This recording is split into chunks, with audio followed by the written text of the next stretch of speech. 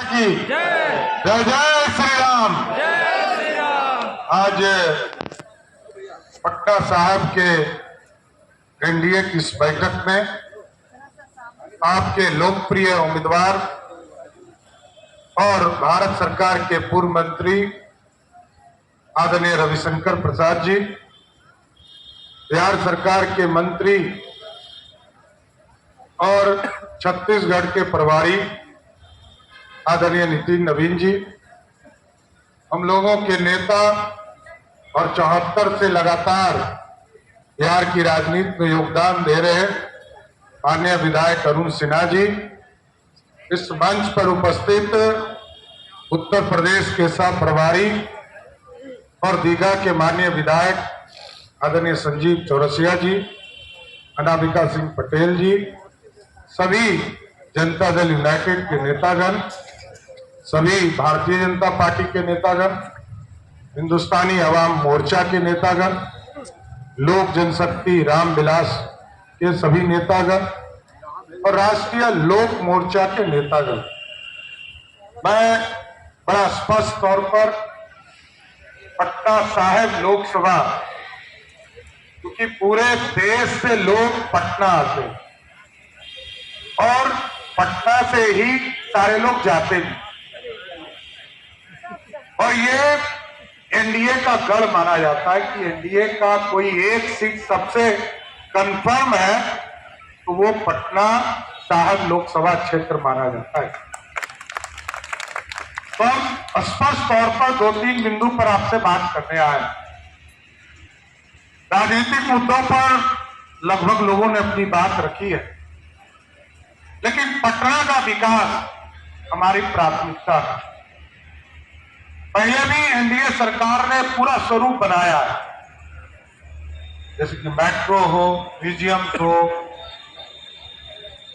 या bus stand को 2 बार हम लोगों ने शिफ्ट किया। पहले हार्डिंग पार्क में था, फिर वहां, और दूसरा हमारा इतिहास स्वर्णिम काल रहा है। ये मगध हुआ करता था, पाटलिपुत्रा होता। बाद के कालखंड में 60 के दशक में यहां पर कंकड़बाग कॉलोनी बना, उसके बाद हम कॉलोनी नहीं बना पाए। राजीव नगर की समस्या है, उसको भी सॉर्ट आउट करना है। नितिन जी से मेरी बात हुई है, क्योंकि कुछ दिनों के लिए मैं नगर विकास मंत्री भी था, अभी हम लोग इसको वर्कआउट शुरू किया है। ये पूरी समस्या समाप्त हो, एकदम राजीव नगर की पूरी समस्या अगले चुनाव के पहले हर हालत में हम समाप्त करेंगे, इसमें कहीं तो। और इसके साथ साथ पूरी व्यवस्था खड़ा करना। ये कॉलोनी 5 सैटेलाइट कॉलोनी बनाने का निर्णय हम लोगों ने लिया है कि पटना शहर में कहीं पर 500 से 1000 एकड़ का, चाहे वो बाईपास के इलाका हो, फुलवारी हो, तारापुर हो या मनेर का इलाका हो, लेकिन पटना के चारों तरफ सुंदर शहर, विकसित शहर और 5 सैटेलाइट शहर बनाने का निर्णय हम लोगों की सरकार ने ले लिया है। इसको भी हम लोग स्थापित करने का काम। देखिए पूरे बिहार में 43 शहर, जैसे 38 जिले हैं, 38 हेडक्वार्टर है हमारा, और उसके बाद भी अर्बन पॉपुलेशन को ठीक करना है। कोई मैकेनिज्म हमारे पास नहीं। तो 60 के दशक में 62 में जो है यहाँ का मास्टर प्लान आया, फिर 2015-16 में मैंने ही मास्टर प्लान लाया। पूरी व्यवस्था कहाँ करना पड़ेगा और अर्बन पॉपुलेशन को पूरी तरह एक व्यवस्था देकर सुंदर शहर बनाने की कल्पना की। अभी तक पटना गांव है, गांव से ज्यादा कुछ नहीं, इसको और व्यवस्थित करना। हम लोग जब देश में यशस्वी प्रधानमंत्री नरेंद्र मोदी जी 14 में आए तो पटना में उसके पहले सीवरेज की कोई कल्पना नहीं। एसटीपी क्या होता है, सीवरेज ट्रीटमेंट प्लांट, मलमूत्र त्यागने का कोई रास्ता नहीं। अंग्रेजों ने 1932 में बनाया था इस साल, लेकिन कोई दूसरा हम लोगों ने नहीं बना। लेकिन मोदी जी और नीतीश जी की जब जोड़ी बनती रही तो हम लोगों ने पटना जैसे शहर में 350 MLD का पूरा STP का निर्माण शुरू किया, घाट बनाने शुरू किए और अब तो मलमूत्र त्यागने का लगभग काम पूरा हो रहा है। हमको लगता है अगले 6 महीने में हम STP के पूरे प्रोसेस को पूरा कर लेंगे। और ड्रेन की भी कल्पना नहीं, अंग्रेजों ने ड्रेन 1888 में लंदन में बनाना शुरू किया और आज भी हम कह सकते हैं कि हम इस काम को शुरुआत कर रहे हैं। कुछ काम नीतीश कुमार जी ने के नेतृत्व में जब सरकार चली तो जैसे असियाना का सड़क आपने देखा होगा, अभी मंदिरी नाला बनाने का काम किया जा रहा है। इसके बाद वहां सैदपुर के बगल से जो पूरा स्टेडियम के बगल से पूरे रोड को एलिवेटेड और नीचे नाला बनाने का काम किया जाए।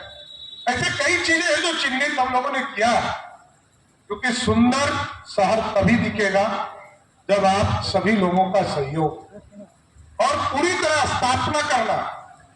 अब बिहार बदले और अगले 25 वर्षों के लिए जो देश के प्रधानमंत्री जी का संकल्प है, विकसित भारत विकसित बिहार, इसको विकसित बिहार भी बनाना है। आज हम लोगों ने गरीब कल्याण के लिए कई काम, 5 किलो अनाज गरीबों को घर में खाना मिल रहा है। अब हम लोगों ने इसकी व्यवस्था को और अच्छा किया। अब अच्छा किया कि जो गरीब लोग हैं शहर में, जिसको 5 किलो अनाज मिल रहा है, उसको 5 लाख तक का इलाज आदरणीय प्रधानमंत्री जी और नीतीश कुमार की सरकार ने देने का काम हुआ है। और इसलिए मैंने दोनों का नाम लिया। 1 करोड़ 21 लाख परिवार, मतलब 6.5 करोड़ लोगों को देश के यशस्वी प्रधानमंत्री जी के आशीर्वाद से आयुष्मान भारत का कार्ड का लाभ मिलेगा और लगभग 2 करोड़ लोग आदरणीय मुख्यमंत्री नीतीश कुमार जी के नेतृत्व में जो बिहार में सरकार चल 58 लाख परिवार को इसकी पूरी व्यवस्था खड़ा कर, इसलिए 8.5 करोड़ लोगों को सीधा इसका बेनिफिशियरी बनना है। लेकिन जो सबसे बड़ी समस्या है शहर में वो है LIG हाउसेस बनाना, पक्के मकान गरीबों को उपलब्ध करें।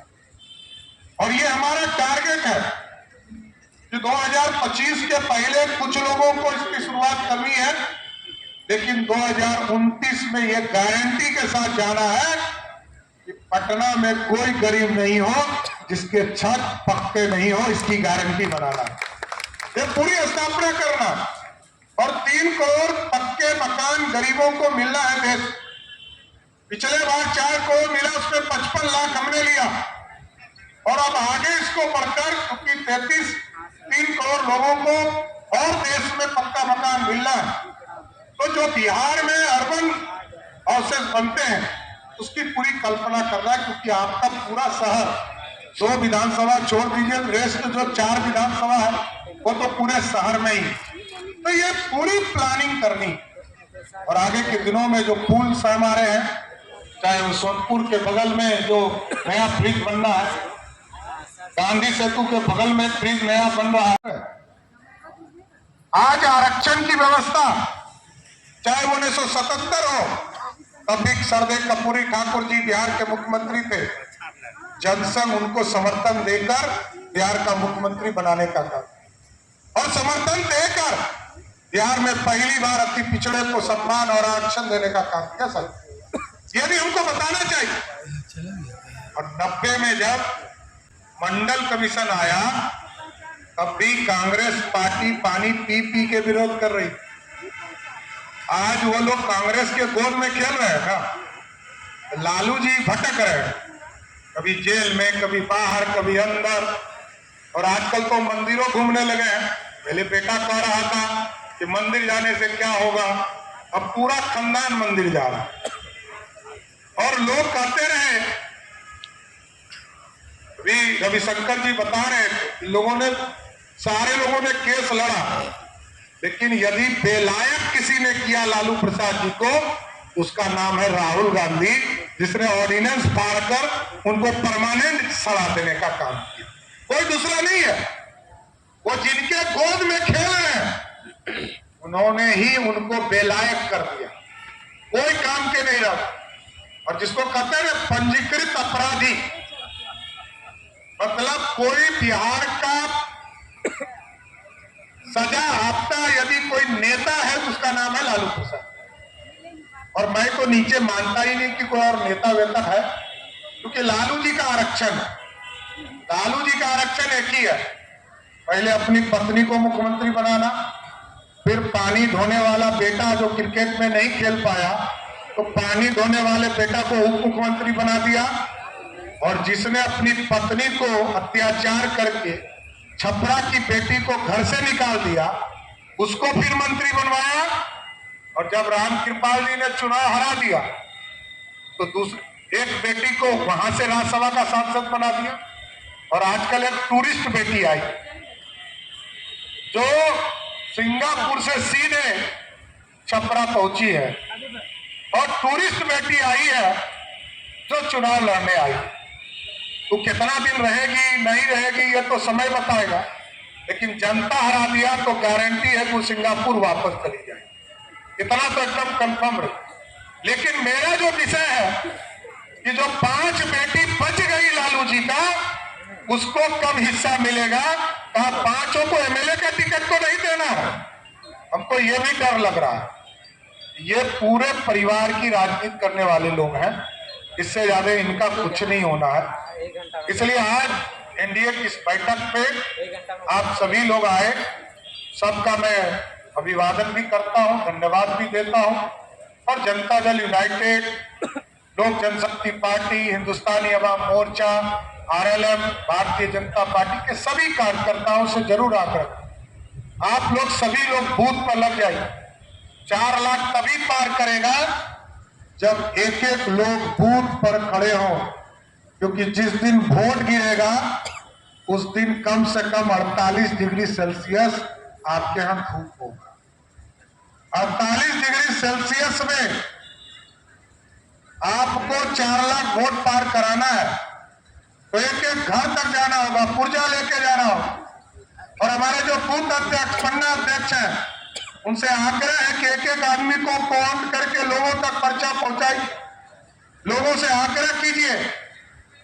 और धूप के समय में कि पहले कैसे वोटिंग हो जाए। हम यदि 7 बजे से लेकर 11 बजे तक अधिक वोट कर ले और फिर 3 बजे से लेकर 7-8 बजे रात तक कैसे वोट करने का काम करें। इसलिए बिहार के विकास के लिए, देश को विकसित बनाने के लिए, क्योंकि आपने तो प्रधानमंत्री भी देखा है और कई प्रधानमंत्री को देखा। आप सोचिए कि अटल जी के बाद जो प्रधानमंत्री हुए वो तो जब तक स्विच नहीं दबता था बोलते थे, सोनिया गांधी जी स्विच दबती थी तब मनमोहन सिंह बोलते थे। आज देश श्रेष्ठ हो रहा है, क्या में डंका बज रहा है। आज यदि यूक्रेन में और रसिया में लड़ाई हो रहा था तो प्रधानमंत्री जी ने कहा भारत के बच्चे फंसे हैं, भारत के बच्चे को निकाल कर लाना है। तो पुतिन ने कहा कि भारत के बच्चे को पहचानेंगे कैसे?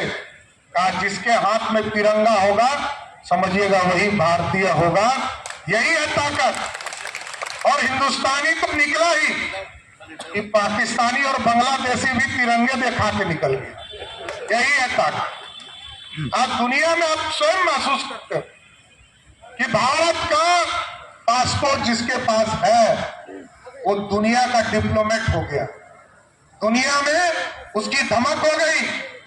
आज पूरे दुनिया का जीडीपी सब जगह पीछे जा रहा है और हम आगे बढ़ रहे, और हमारे बिजनेसमैन भी ईमानदार हो रहे। जीएसटी जब तक नहीं था सब जो है दूसरे की तरफ संदेह के निगाह से देखता था, लेकिन आज जीएसटी होने के बाद भारत भी श्रेष्ठ हो रहा है और इकोनॉमिक तौर पर भी खड़ा हो रहा है। और 11वें स्थान पर थे साथियों हम 2014 में। आज अंग्रेजों को हराकर, इस अंग्रेज ने 200 वर्ष तक हम पर राज किया, उस अंग्रेज को हराकर हम 5वें स्थान पर आ गए हैं। और मोदी जी की गारंटी है कि यदि 2029 तक के लिए आपने आशीर्वाद दिया तो 5वें से 3रे स्थान पर दुनिया का सुपर पावर बनने की ओर बढ़े। और क्या कह रहा है माले जैसी पार्टियां, लाल झंडे की पार्टियां कहती है अटल जी ने कुर्बानी देकर परमाणु का पूरी तरह प्रशिक्षण करने का काम किया, पोखरण विस्फोट करने का काम किया। और ये लोग कहते हैं कि हमारी सरकार बनेगी तो हम परमाणु बम को पानी समुद्र में डुबा देंगे। अब देखिए, देश को तोड़ने वाले और चाइना को समर्थन करने वाले लाल झंडा वाले, ये चाइना को ताकतवर देख सकते हैं लेकिन हिंदुस्तान को नहीं दे सकते। इसलिए आपका वोट आदरणीय रविशंकर प्रसाद जी को 1 जून को जैसे ही वोट पड़ेगा और 4 तारीख को जैसे ही ये चुनाव जीतेंगे, देश में मोदी सरकार और नीतीश कुमार जी का सहयोग बनकर देश में फिर से मोदी जी सरकार में प्रधानमंत्री बनेंगे।